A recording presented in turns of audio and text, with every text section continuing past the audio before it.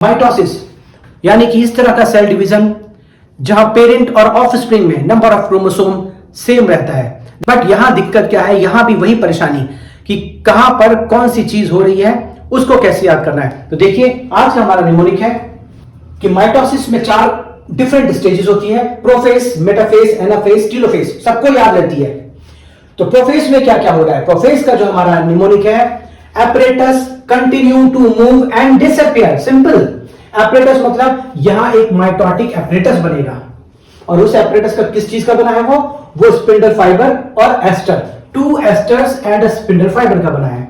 और क्या हो रहा है यहां पर, कंडेंसेशन, जो क्रोमैटिन मटेरियल सेल के अंदर, न्यूक्लियस के अंदर पड़ा हुआ था, वो पूरे का पूरा ऑर्गेनाइज होने लगता है, कंडेंस होने लगता है और एक शेप देने लगता है क्रोमोसोम की। देन यहां पर जो सेंट्रोमियर, जो सेंट्रोसोम थे, जो ऑलरेडी डुप्लीकेट हो चुके थे सिंथेसिस फेज में, यहां दे मूव, सेंट्रोसोम मूव करने लगते हैं टुवर्ड्स द अपोजिट पोल।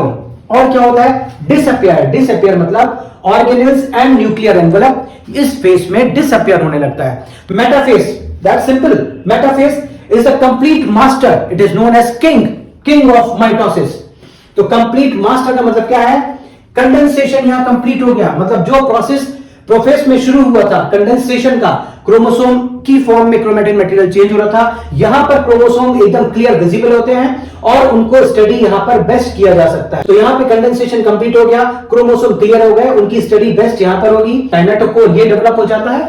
और ये जो क्रोमोसोम है, ये काइनेटोकोर से जो स्पिंडल फाइबर है जो पहले हमारे बन चुके हैं, यहां पर ये स्पिंडल फाइबर इन काइनेटोकोर से अटैच हो जाते हैं और इन क्रोमोसोम को अलाइन कर देते हैं एक लाइन में, जिसको हम कहते हैं मेटाफेज प्लेट। तो ये सारे क्रोमोसोम अलाइन हो गए।